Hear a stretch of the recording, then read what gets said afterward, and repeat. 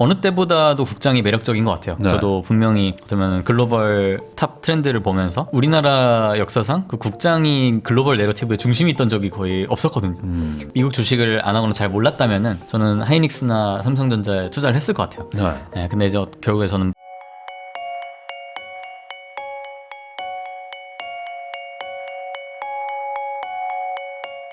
안녕하세요. 부익남TV의 부익남입니다. 오늘은 한정수 작가님 모시고 최근 변화하는 경제 상황과 또 뭐 주식, 코인 시장에 대해서 다양한 이야기 한번 나눠보겠습니다. 작가님 안녕하세요. 안녕하세요. 오랜만에 또 나와주셨는데 네. 그 사이에도 많은 일들이 있었고 특히 이제 요즘에는 이제 국장이 너무 막 좋아가지고 핫하죠. 특히 이제 뭐 하이닉스는 이거는 미쳤다라는 수준밖에는 아닌 것 같습니다. 며칠 전에 80만 원인데 이제는 또 막 90만 원 돌파하고 막 이러고 있으니 정말 지금 막 댓글들 보면은 왜 국장 안 해요? 왜 이렇게 다시 또 돈 복사 얘기가 나오거든요. 그러다 보니 지금 이제 국장에 대한 관심도 이제 최고조인 것 같은데 제가 이제 촬영 전에 잠깐 여쭤보니까 국장은 안 하신다고요? 네. 거의 사실상 안 하는 거 같아요. 그래요. 그러면은 지금 같은 분위기에서 이게 국장 안 들어가기가 쉽지 않은데 어떤 이유가 있을 것 같습니다. 저는 사실 그런 포모나 분위기로 들어간다기보다는 네. 제 스스로 아는 투자 그 근거들 갖고 이제 하는데 어느 때보다도 국장이 매력적인 것 같아요. 네. 저도 분명히 어쩌면 글로벌 탑 트렌드를 보면서 탑 내러티브에서 AI와 이제 그다음에 자국주의 같은 그런 방산 이런 그렇죠. 쪽이 굉장히 좀 거의 가장 큰 이제 내러티브인데 그 안에서 사실 우리나라 역사상 그 국장이 글로벌 내러티브의 중심이 있던 적이 거의 없었거든요. 이번에 삼성전자랑 SK 하이닉스 그렇죠. 그리고 이제 마이크론 같이 이 3사가 이제 메모리 쪽으로 그 반도체가 GPU 쪽에서 메모리 쪽으로 조금씩 이제 병목이 넘어오면서 굉장히 이제 국장이 관심의 중심에 있는 그런 시기가 됐는데 미국 주식을 안 하거나 잘 몰랐다면은 저는 하이닉스나 삼성전자에 투자를 했을 것 같아요. 네. 근데 이제 결국에 저는 반도체는 굉장히 좀 사이클 예측하기가 상당히 좀 어려운 분야이기도 하고 저도 반도체 전문가라고 하기에는 살짝 좀 애매한 부분도 있고 그리고 저는 좀 더 이해할 수 있는 제가 이해할 수 있는 병목과 조금 더 이 그 타이밍이라고 하죠. 좀 거시적인 그런 큰 타이밍에서 좀 더 확실하게 좀 불확실성을 좀 줄일 수 있는 분야에 투자하는 걸 좀 좋아해가지고 저는 사실 국장보다는 제 개인적으로는 미장에 투자하는 게 좀 더 제 마음이 마음이 편한 좀 더 이제 불확실성이 적게 느껴지는 부분이 있어가지고. 그럼 예를 들어 미장에도 마이크론 있잖아요. 네. 그러면 그냥 마이크론 투자해도 사실 지금 D램 반도체든 지금 다 부족하다고 하는 그 병목이라는 건 같은 얘기 아닙니까? 네. 근데 병목은 그런 것 같아요. 처음에 병목이 가장 궁극적인 병목이 이제 엔비디아인 거고, 어떻게 보면 한 회사가 궁극적인 병목 역할을 이제 독점을 하고 있으니까. 엔비디아가 어떻게 보면 그래도 사실상 독점한 지가 꽤 됐다 보니까 어느 정도 빅테크들은 GPU를 어느 정도 확보한 애들도 많단 말이에요. 그럼 이제 그 다음 병목이 어디냐? 그리고 이제 하다 보니 엔비디아 GPU를 사놨더니 이걸 꼽을 데가 없는 전력이 부족해가지고 전기가 대규모로 이제 할 데이터 센터가 없다 보니까 전력망이 또 되고 하다 보니까 이제 메모리가 또 부족하고 그 병목이 하나만 있는 게 아니라 그 여러 군데가 있고 이거 하나 해소하면은 그 다음 병목이 보이고 이제 하는 건데 사실 그 AI라는 전체적인 거대 내러티브 상에서는 병목이 굉장히 여러 개가 존재를 하고 사실 그 하나의 병목만 찾아가지고 투자한다기보다는 내가 그 중에서 이해할 수 있고 내가 좀 마음 편하게 잘 할 수 있는 내가 남들보다 좀 더 전문가처럼 좀 설명할 수 있는 섹터와 종목을 찾아서 투자하는 게 중요하다고 생각하기 때문에 저는 아까 말씀드린 대로 이제 반도체라는 섹터에 대한 저에 대한 확신이 없기 때문에 조금 오히려 좀 데이터 센터나 어떤 그런 연산력을 파는 그 데이터 센터 인프라 주식에 대한 투자를 계속 하고 있는 거죠. 네. 그러면은 반대로 얘기하면은 어찌 보면 지금 진짜 막 포모에 극을 달리는 것 같아요. 그러니까 지금 하이닉스 안 들고 있으면은 막 사람들이 막 손을 떠는 수준이에요. 그래서 지금 신용을 막 최대치로 쓰고 있대요. 지금 모든 개인들이 막 있는 돈 없는 돈 다 지금 넣고 있는데 또 돈이 진짜 막 계속 올라가니까 이거는 반대로 얘기하면 좀 조심을 해야 되는 걸까요? 역설적으로? 사실 제가 이제 작년 한 4월부터 투자했던 아이렌이라는 기업에 약간 빗대어서 설명할 수도 있을 것 같은데 그 기업도 제가 이제 투자했을 때 $5였다가 그게 이제 거의 한 10월, 11월까지 $78까지 올라가거든요. 거의 저는 6개월 만에 한 15배까지 가격이 상승을 한 건데 그때 과열이라고 하면은 과열 맞아요. 근데 이 회사가 장기적으로 유망하냐라고 하면 그것도 맞거든요. 그러니까 장기적으로 과열이라고 해서 나중에 안 될 거다 이런 거는 아닌데 사실 단기적으로는 과열일 수도 있다. 근데 이게 이걸 완벽하게 예측하기는 어렵고 훨씬 더 오르다가 조정이 와도 지금보다 훨씬 오른 다음에 조정이 오면 사실 지금 가격보다 높을 수도 그렇죠. 있잖아요. 네. 그렇기 때문에 뭐 제가 막 지금 타이밍에서 좀 과열입니다 아니다라고 하기엔 되게 좀 어렵지만 그런 타이밍을 좀 잡고 싶지도 않고 잡을 수도 없고 아이랜도 78달러까지 갔다가 12월에 한 33달러까지도 폭락을 거의 했단 말이죠. 왜냐면 단기적으로 과열이 너무 셌다 보니까 네. 한 달 만에 막 2배씩 오르고 그랬다 보니까 그래도 다시 지금은 33달러에서 한 60달러 정도 때까지 이제 올라왔는데 그런 거를 좀 버틸 수 있다. 내가 장기적인 반도체 흐름에서 사이클이 이 정도까지는 아직 안전한 것 같고 아직 더 갈 게 남았다라고 생각하시면은 저는 뭐 투자해도 된다고 생각을 하지만 만약 예를 들어서 내가 여기서 반토막이 나는 거를 단기적으로 버틸 수 없어. 그래서 내가 신용을 하거나 아니면 진짜 대출이나 내가 당장 아파트 잔금해야 될 돈으로 투자를 한다. 이런 건 사실 버틸 수가 없는 돈이잖아요. 네. 아무리 장기적으로 유명하다고 해도 장기 투자가 가능한 종목에 투자하는 것도 중요하지만 장기 투자가 가능한 자금으로 내가 투자하는 것도 저는 중요하다고 생각을 하거든요. 그래서 장기 투자가 불가능한 자금으로 투자를 하시는 분들은 그럴 때 이제 피를 볼 수밖에 없기 때문에 좀 구조적으로 안전한 좀 하려면 현물로 그냥 해야 되지 않을까 네, 그런 생각을 합니다. 아니 근데 이제 뭐 제가 뭐 이제 강요하는 게 아니라 이제 저는 이제 대신 여쭤보는 거니까 네네. 지금 하시는 분들은 대부분 네. 이제 반도체 잘 모른다. 그렇지만 실적이 나오지 않냐. 실적이 지금 계속 개선되고 있고 지금 뭐 분기별 지금 영업이익이 뭐 지금 20조 뭐 30조 40조를 얘기하고 있는데 네네. 다 반영 안 됐다. 이거를 지금 믿고 들어가시는 것 같거든요. 이런 것들도 좀 위험한 투자인가요? 얼마가 반영되느냐 그래서 뭐 2, 3년이 반영되느냐 네. 그래서 반도체 사이클이 2년 정도 갈 줄 알고 뭐 2년 정도가 지금 다 이제 반영이 돼서 이제 오르는 거라면은 사실 여기서 더 오르는 상방이 얼마나 남았냐라는 건 좀 적을 수가 있는 거죠. 아니 근데 또 작가님은 PER 높은 거 투자 많이 하시잖아요. 네. 여기는 이제 PER 뭐 7, 10 네. 막 이러거든요. 네네. 그러니까 이거 정말 낮은 거잖아. 그렇긴 하지만 사실 이건 워낙 큰 기업이기 때문에 네. 사실 요즘은 저는 PER이라는 뭐 숫자나 이런 걸로 투자를 많이 하지는 않고 요즘은 좀 사실 팬덤 그 위주의 투자 어떻게 보면은 사실 요즘 뭐 알고리즘도 너무 많고 AI도 다 누구나 이제 쓸 수 있게 되다 보니까 뭔가 이런 PER이나 숫자 분석을 해가지고 뭔가 투자해서 엣지를 얻을 수 있는 시기는 사실 저는 지났다고 보고 또 사람들이 몰릴 수 있는 그런 팬덤을 이끄는 그런 투자 그런 걸 좀 잘 알아보는 게 사람들의 거시적인 그런 심리 움직임을 좀 파악하는 게 좋다고 보는데 지금은 사실 분명히 말씀하신 대로 좀 과열 느낌이 있긴 하지만 사실 저는 개인적으로는 조금 더 어디까지 갈지 모르니까 이런 게 되게 오래 지속되기도 하거든요. 네. 또 이제 정부의 용인과 이제 오히려 좀 밀어주는 게 있다면은 더 갈 수도 있기 때문에 그래도 올해는 그래도 계속 좋지 않을까라는 생각이 있긴 하지만 그 안에서 굉장히 좀 방지턱. 방지턱. 과속 방지턱. 네, 과속 방지턱을 몇 개는 지나치지 않을까 생각을 근데 합니다. 항상 모두가 좋다고 할 때가 보면은 그때가 단기적이든 뭐 장기적이든 고점인 거는 또 맞기도 하고 그러다 보면 또 이제 조정 크게 오면 또 금방 또 반대로 좀 나가야겠다는 수요도 엄청 커질 수 있으니까 그쵸. 또 번 사람들도 또 팔려고도 하고 뭐 이런 것들도 조심은 해야 된다. 뭐 큰 틀에서는 국장은 뭐 여전히 좋다고 봐야 될까요? 뭐 어떻게 보죠?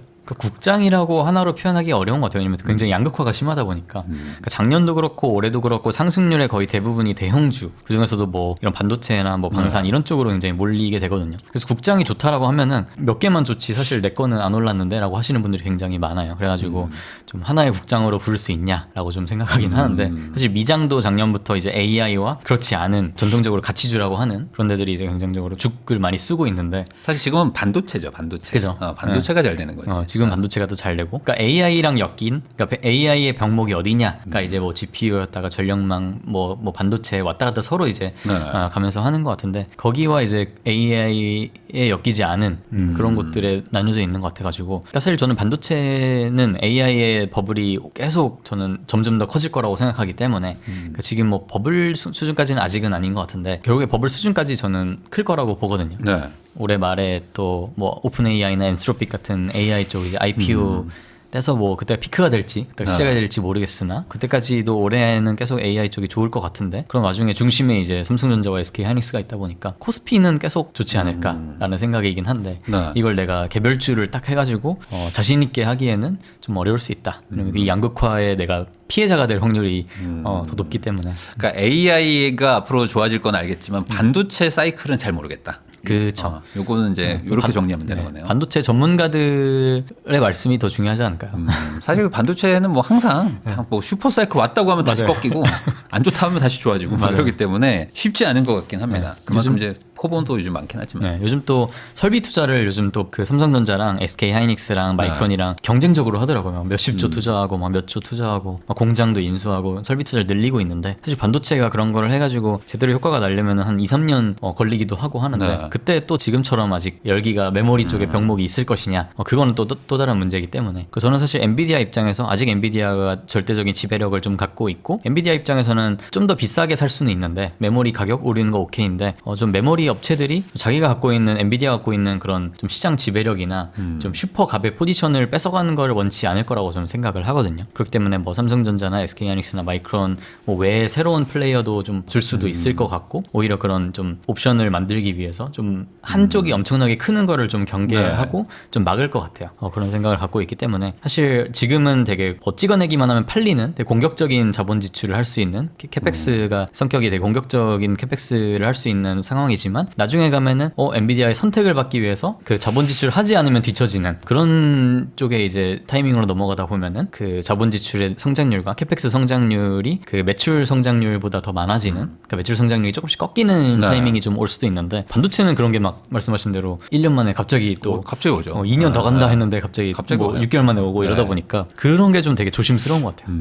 그러면은 반대로 얘기해서 지금 미국장 투자 위주로 하시는데 미장은 요즘에는 뭐 상대적인 거지만 그래도 좀 조용한 느낌이에요. 물론 뭐 상승은 하지만 그러다 보니까 이제 좀 글로 가셨던 분들이 국장 또 괜히 놓친 것 같고 뭐 이런 마음도 좀 든단 말이죠. 올해 어차피 이제 연초니까 올해 뭐 전반적인 뭐 미국 쪽 분위기는 뭐 좋다고 봐야 되나요? 어떻게 봐야 돼요? 저는 사실 좋다고 생각은 하는데 어떻게 될지는 뭐 아무도 모르지만 지금 어쨌든 가장 큰 핵심 이슈는 지금 연준 의장이 지금 핵심 이슈인가요? 맞아요. 그 어제 목요일에 1월 말에 이제 좀 한번 이제 마지막 폭락 같이 이제 시장이 잠깐 이제 확 빠졌어요. 확 빠졌는데 금, 은 같은 원자재도 엄청 오르다 갑자기 좀 빠지고 그게 이유가 이제 목요일에 케빈 워시가 지금 아직은 연준 의장이 누가 될지 모르지만 그 미국 시간으로 금요일 오전에 발표한다고 하는데 원래 그 다보스 포럼 이후에 그 블랙록 출신의 릭 라이더가 좀 될 것 같다라는 좀 전망이 갑자기 급부상했거든요. 릭 라이더보다 조금 더 매파적인 그러니까 무지성으로 금리 인하를 해줄 것 같지는 않은 사람이 또 이제 갑자기 급부상해서 케빈 워시가 되나 보다 하다 보니까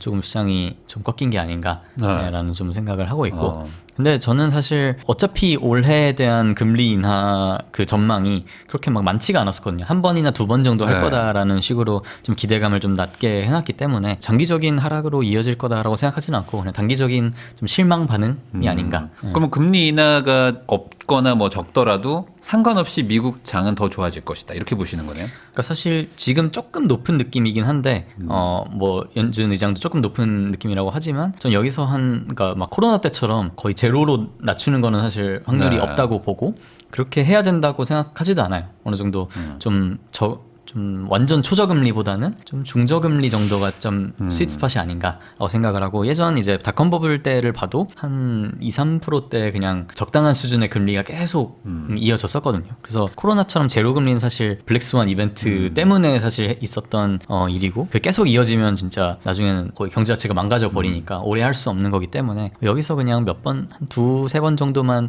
낮춰도 그게 그냥 더 추가 인하 없이 괜찮을 것이다. 이게 이어지기만 해도 괜찮을 것이다라고 저는 생각을 해요. 어떻게 보면은 어떻게 때는 새로운 뭔가 기술 발전이나 혁신 없이 그냥 주가가 오른 거라면은 요즘은 진짜 AI로 인해서 실제 생산성의 변화가 좀 나타나고 있고 그다음에 코딩 같은 경우는 AI 클로드에 의해서 거의 이제 정복이 된 상황이다 보니까 클로드에서도 이제 자기네들 클로드를 써가지고 코딩을 하고 뭐 경쟁사 같은 뭐 XAI 같은 데서도 막 클로드 써서 이제 코딩을 다 하고 그런 시대다 보니까 더 많은 그 발전이 있지 않을까. 그리고 생산성의 변화나 좀 가치 창출이 좀 많이 일어나지 않을까 좀 생각을 합니다.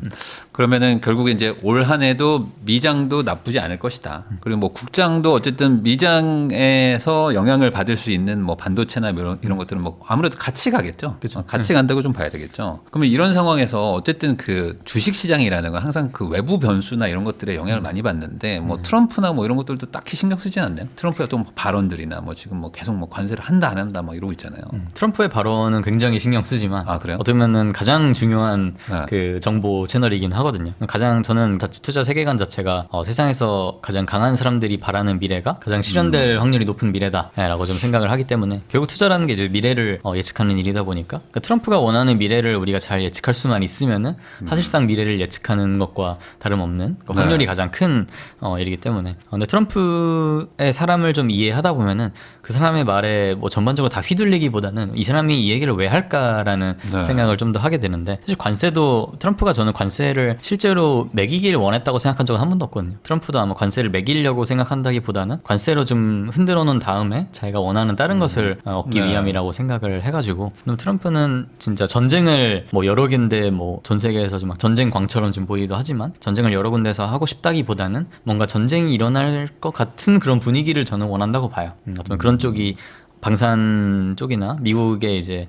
좀 방산 업체들이 조금 수혜를 볼 수 있는 그런 환경이기도 하고 그런 분위기에서 자기가 좀 더 제일 센 애가 자기인데 그 애들은 좀 평화보다는 좀 전쟁 분위기에서 자기의 힘을 좀 더 과시할 수 있다 보니까 그런 걸 레버리지해서 좀 얻을 것들이 많이 있어서 그런 분위기를 저는 일부러 좀 조성하는 거라고 생각을 하고 그러다 보니까 조금 진짜 좀 커지거나 진짜 일이 뭐 전쟁 터질 것 같으면은 본인이 좀 빠르게 이제 하는 모습을 보여주잖아요. 그렇기 때문에 조금 걸러듣는 편인 것 같습니다. 오늘 촬영일 기준으로는 아직 그 연준 의장이 뭐 결정은 안 됐는데 뭐 아까 말씀하신 약간 좀 매파 쪽에서 된다고 하면은 생각보다 어쨌든 시장에서 좀 이렇게 금리를 많이 낮춰줄 거라고 기대했던 게 좀 많이 꺾이겠죠. 그렇죠. 릭 라이더보다는 조금 기대가 이제 꺾이긴 하겠죠. 아주 단기적으로 봤을 때는 뭐 미장에는 좀 악재일 수는 있겠네요. 어쨌든 네, 악재일 수는 있는데 어제 좀 처음에 케빈 워시가 백악관에 방문했다는 소식을 듣고 케빈 워시가 되나보다 하면서 조금 시장에 충격이 있었다가 또 트럼프가 좀 이렇게 얘기를 좀 하면서 그래도 케빈 워시도 예전에는 매파적인 성향이 있었지만 요즘은 또 얘기하는 거 보면 좀 금리 인하에 되게 친화적인 좀 얘기도 많이 해가지고 트럼프가 사실 뭔가 어느 정도 생각이 있으니까 또 케빈 워시로 하지 않을까 그러겠죠, 싶긴 뭐. 해가지고 기본적으로 그렇게 파워라고 싸웠는데 금리 인하 생각이 없는 애를 뽑지는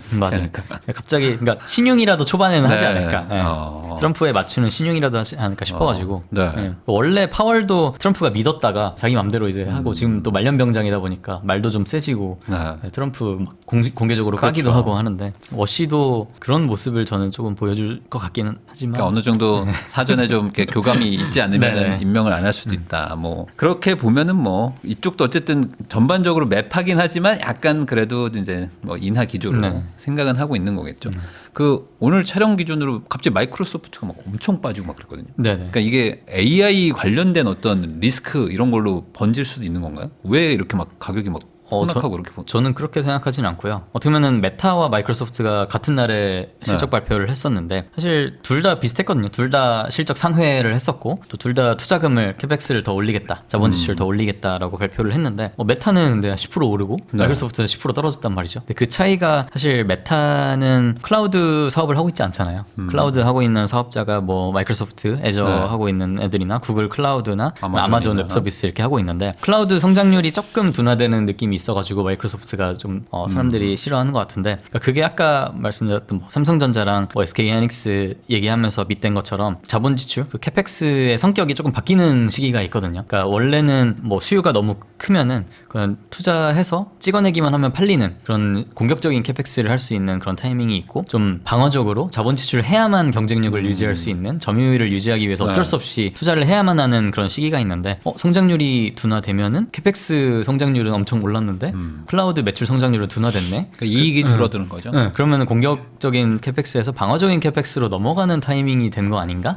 라는 그런 생각이 있어가지고 그래서 뭐 저도 이제 어제 라이브를 하면서 두바이 쫀드 쿠키에 이제 비유를 해가지고 이제 말씀드렸었는데 두바이 쫀드 쿠키 창업을 제가 한다고 하면은 뭐 지금은 뭐 뭐든지 두바이 쫀드 쿠키 기계 사가지고 찍어내기만 하면 다 팔리는 그런 시기잖아요. 어떻게 그런 카다이프 같은 당면이 들어가는데 당면이 아니라 뭐 칼국수를 넣어서 해도 그냥 맛없어도 다 팔리는 짭촌쿠 해도 이렇게 팔리는 시장인데 어느 순간에는 좀 맛있어야 되고 이제 진짜로 좋아하는 사람들한테만 팔아야 되는 시기로 그러겠죠. 유행이 끝나면 넘어가게 되거든요. 그런 타이밍을 사람들이 다 재려고 하고 있다 보니까 마이크로소프트 클라우드 사업자에서 조금 이제 공격적인 캐펙스가 아니라 방어적인 캐펙스로 넘어가는 타이밍인가? 지금 약간 두쪽쿠가 유행이 지나는 모멘트가 클라우드에 오고 있는 건가라는 좀 공포 때문에 조금 정리된 감이 있는 것 같고 메타는 어떻게 보면 클라우드 매출이 어떻게 보면 클라우드 사업을 안 하다 보니까 뭐 그런 둔화될 매출이 매출이 없어가지고 오히려 캐펙스를 그러니까 돈을 투자하면은 오히려 좋게 보는 그런 시장인 것 같아요. 그러니까 결국에 투자 자본 지출이 좋은 주가 상승으로 변환이 되려면은 그 캐펙스에 따른 자본 지출에 따른 매출 성장이 따라와야 되는 건데 그게 조금 안 보여졌다 보니까 조금 겁을 먹는 것 같고. 근데 마이크로소프트 CFO가 얘기한 거 보니까 자기네가 자본 지출 해가지고 늘려놓은 그 캐파를 사실 뭐 클라우드에 우리가 넣은 게 아니라 우리 자사 제품인 코파일럿에 조금 돌려놨기 때문에 클라우드 성장률은 그냥 우리 전망치만 맞춘 거다라고 좀 방어를 하긴 했는데, 그래서 클라우드 매출 성장률만 보면 안 되고 다른 매출까지 전체적으로 보셔야 된다라고 좀 변명을 하긴 하지만 주가를 보면은 사실 시장이 그렇게 설득된 것 같지는 않은. 근데 이제 빅테크 기업들 보면은 이제 항상 좀 주가 빠졌을 때 사면 네. 뭐 나쁘지 않은 결과들이 좀 돌아오기도 했었는데 맞아요. 뭐 메타도 그렇고요. 메타도 뭐 박살 났었는데 샀으면 뭐 돈 맞아요. 많이 버셨을 거예요. 그러면 마이크로소프트도 뭐 여전히 건재하다고 봐야 될까요? 저는 그렇게 생각하긴 합니다. 저는 시장에 있는 그 AI 버블론에 대한 걱정이 작년부터 계속 있어 왔는데, 네. 그러니까 요즘은 사실 막 이렇게까지 막뭐 멸망하는 그런 건 아닌가 보다, 올해까지는 쭉 가나 보다라는 분위기로 다시 좀 누그러졌는데, 네. 그 걱정 자체가 사라진다기보다는 그 걱정을 좀 분산해가지고 그때마다 때려 맞는 회사들이 있을 거라고 보거든요. 저번에는 이제 오라클이었고 네. 뭐 메타가 때려 맞았다면은 이제는 메타가 생각만큼은 아니네. 그만큼의 걱정이 이제 마이크로소프트로 좀 옮겨간 걱정의 총량은 계속 있는데 그걸 이제 돌아가면서 조금 때려 맞는 실적 발표 때마다 네. 그런 사이클이 있지 않을까. 저는 사실 장기적으로 보고 그냥 이런 사실 가격 흐름을 따라가다 보면은 좀 오히려 피를 볼 수 있다고 생각을 하고, 네. 마이크로소프트가 떨어졌으니까 마이크로소프트 팔고 메타가 오르니까 메타를 사고 이런 거보다는 오히려 거기서 좀 과하게 때려 맞는 쪽을 좀 더 유심히 여겨봐야 엣지를 얻을 수 있지 않을까. 그러니까 항상 좀 빠졌을 때 그때는 이제 악재들이 있으니까 빠진 거니까 맞아요. 반대로 그 악재가 계속될 거냐 아니냐를 이제 판단을 한다면 이거는 어쨌든 또 조만간 또 해결이 될 문제들이다. 오픈 AI가 뭐 파산한다 뭐 이런 얘기들도 막 있잖아요. 네, 그죠. 근데 실제로 적자도 많이 보고. 네, 근데 오픈 AI도 뭐 오늘 뭐 뉴스 나오는 거 보니까 아마존이 또 네. 500억 달러 뭐 이게 투자한다. 걔네가 거의 한 1000억 달러 정도 이번에 레이즈를 하려고 하는데 이번 네. 라운드에서, 사실 저는 작년 말에 오픈 AI가 또 이제 소프트뱅크에서 그 투자 라운드 끝내고 바로 또 밸류를 한 거의 2배 올려가지고 또 한다고 했을 때 이거 할 수 있을까? 이 분위기에서 할 수 있을까 생각을 했는데 또 생각보다 수월하게 되고 있는 것 같아요. 그러니까 아마존이 거의 절반 그중에 해주고 엔비디아랑 소뱅이 조금 더 추가 투자해주고 이제 뭐 중동에 있는 그런 네. 부부 펀드 같은 데까지 해가지고 하면은 또 무난히 끝낼 수 있지 않을까 좀 생각을 해가지고 오픈 AI는 좀 저도 말씀하신 대로 뭔가 파산 위험이나 언제든지 그런 건 있다고 좀 생각을 하지만 지금은 아닌 것 같다. 일단은 올해는 넘긴 것 아직은 같다. 아닌 것 같다. 그러니까 전반적으로 AI 쪽에 관련해서 다들 뭐 걱정들은 있어요. 네. 걱정들은 있지만 결국에 이게 또 지금 주도를 하고 있는데 여기서 이게 발을 빼기도 사실 그거는 또 지나고 나서 더 올라가면은 또 아쉬움도 있는 거니까 맞아요. 아직은 내릴 때가 아니다. AI 관련해서는 그렇게 생각하시는 거죠. 저는 언제라도 내릴 때는 아니라고 생각하긴 해요, 사실. 그러니까 아직 내려야 될 버스를 때는 타고 없다. 있어야 돼요? 네, 내려야 될 때는 아예 없다. 아 그래요?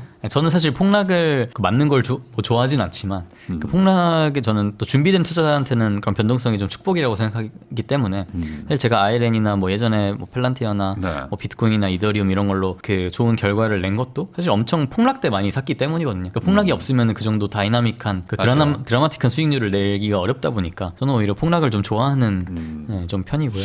그 AI도 닷컴 버블처럼 오면 어때라는 저는 생각이긴 해요. 그래요. 한번 뭐 그때 같은 분위기도 있는데 네. 반대로 그런 장을 못 잡으면 인생이 안 바뀌거든요. 맞아요. 그러니까 이게 뭐 파도 타고 누군가는 이제 익살하겠지만 잘 빠져나오겠다. 약간 그런 전략이잖아요. 네, 그러니까 모두가 망할 때 나만 안 망하겠다. 이거 되게 어려운 것 같아요. 네. 그러니까 이거 폭락을 피하고 싶은 마음은 남들 다 때려 맞을 때 나만 좀 피하고 싶다라는 마음인데 그건 되게 어렵거든요. 남들이 맞았을 때 좀 다 피 흘리고 있을 때 그때 좀 용기를 내서 해야 좀 인생이 바뀌지 않나 네. 생각을 합니다.